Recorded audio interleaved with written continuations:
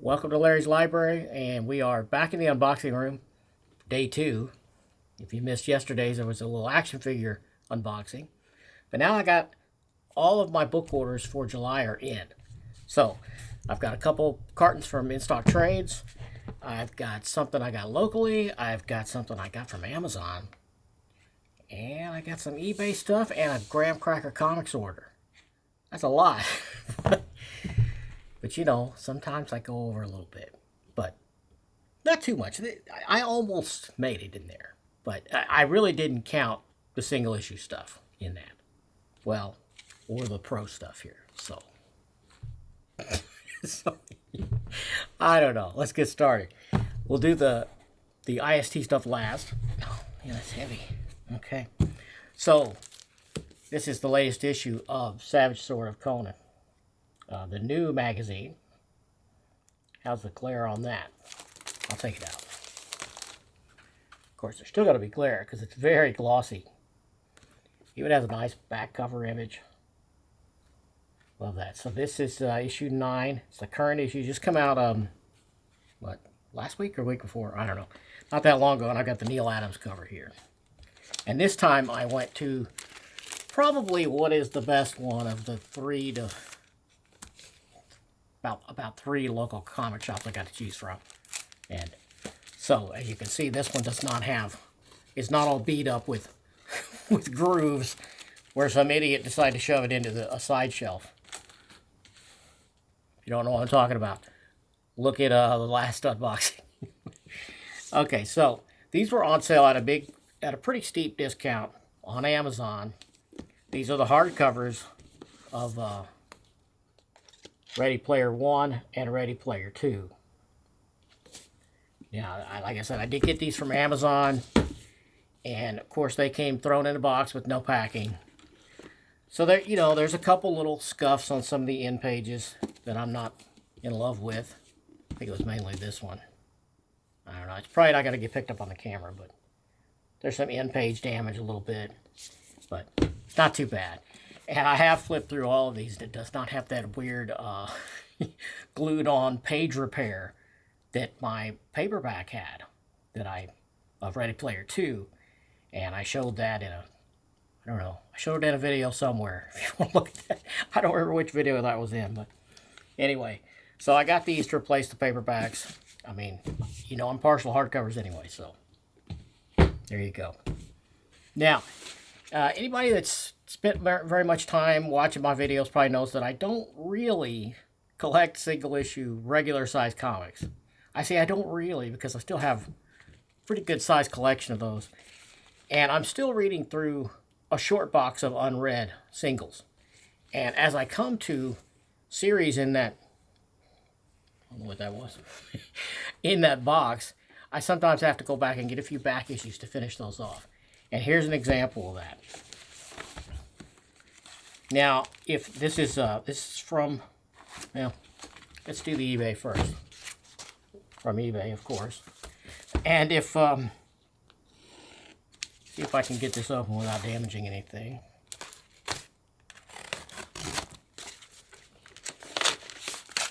Now, if these are the shape the guy said they were in,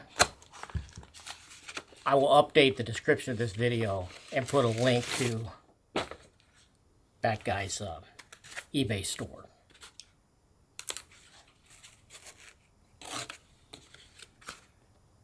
Okay, let's see if I can get this out now. Yeah. Invoice. Okay, not bad.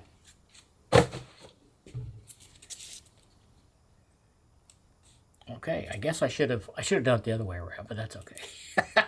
This is issue 2 of Star Slayer, the original series, the Pacific Comics. Originally, it was Pacific Comics, and then when that folded, it became First. And this is issue 2. Now, this one is really pricey on the aftermarket. I got this for $10, and it looks like it's in really nice shape. So we will find out. And that is kind of a steal, apparently, because these are going for anywhere between $25 and $75 aftermarket. It's crazy. there's a Rocketeer backup story in this. And depending on which price guide you look at, it sometimes is listed as the first appearance of the Rocketeer or the first full appearance of the Rocketeer. I'm talking about the Dave Stevens character, if you're not familiar. I mean, the main story is by the immortal Mike Grell, of course. And so I was missing issue 2. Had it in my original collection, had read it. Read issue 1 a couple weeks ago, and was going to reread all the Grell parts of it. And of course, I didn't have them all. So here are the rest of them, hopefully. And I got these from Graham Cracker Comics. Been dealing with them for a long time. Unfortunately, I live pretty far away from the nearest Graham Cracker. There's 4 or 5 stores across Illinois. But they have a nice website. And they do a pretty good job packing, as you can see here. And I've really never had much problem with them to speak of. Let's see here. Here we go. Get my invoice out. So here I've got issue 7. And by that point, you can see that it had already changed from Pacific Comics to First Comics. And then it changes again at some point to, what was it? What was the one after First? You remember? She doesn't remember. Anyway, I'm only interested in, okay, now this is issue 5. And this is issue 8. Now, I'm only interested in the first 8 issues, because then Grell left the title, even though he owns it. This is his IP. He left the title with issue 8, and a bunch of other people came in. And I think the series ran for over 30 issues, maybe over 60. It ran a long time, years after Grell left. And, you know, if I had all the time in the world, I'd probably read the whole thing. But I don't. And also, this has never been collected in a proper hardcover. There was a trade that was put out a few years back that collected the Grell stuff, the first 8 issues. But it was recolored. And usually I don't mind recoloring, I really don't. But this was really badly done. It was super garish. It made the pencils very muddy. And it's a trade. They never actually did a hardcover. So I decided just to go ahead and get all the 8 singles. I had half of them anyway, so I just needed to complete a few. So hopefully one day we get a nice big deluxe Star Slayer 1 through 8, but I'm not holding my breath. Meantime, I'm going to finish reading the saga with these singles. Issue 8 he only wrote. He did not draw issue 8, unfortunately. At least the interior. He did this cover. So, that's my singles that I don't officially collect singles, but there you go. Not sure what that is. It's kind of newsletter. All right, now getting on to the main ones here. This is In Stock Trades.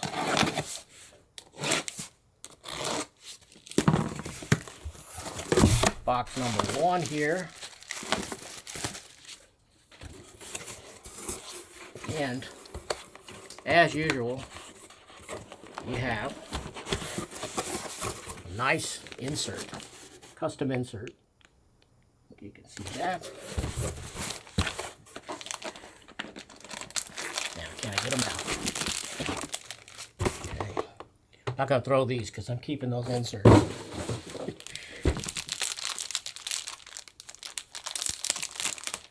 Alright.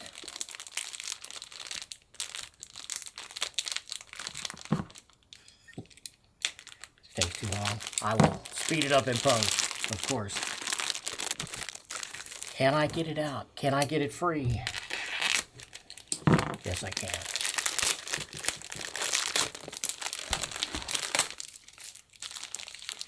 Tape. Alright, the first one is Helen of Windhorn, and I really have no idea what this is about. I just know that it has beautiful art by Bilquis Evely, probably butchering that name. Feel free to correct me in the comments down there. But this artist is unbelievably great, and it is written by fan favorite Tom King. But I got it for this gorgeous art. And I believe it's some sort of fantasy. But yeah, I mean, this art is just absolutely incredible. Look at that. Now, I missed this on the first go-around. It sold out at IST, and it finally came back. And I'm very happy to get this and be able to read this and pour over this beautiful art. Alright. And here we have Marvel 2-in-1 Omnibus Volume 1. I have read most of this material in singles, but not all of it. What does it collect here? Of course, I don't have my specs with me, but I think it's the first 12 issues and a couple of annuals and a crossover Fantastic Four. But if you're not familiar, Marvel 2-in-1 was just an unbelievably great Bronze Age title that was always, it was an anthology kind of, in that each issue you had a different Marvel hero teaming up with Ben Grimm, the Thing. And yeah, it was just really great.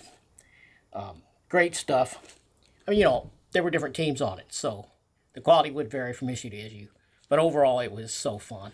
And I'm happy to get this in an omnibus. Okay. Last box. Another from InStockTrades.com.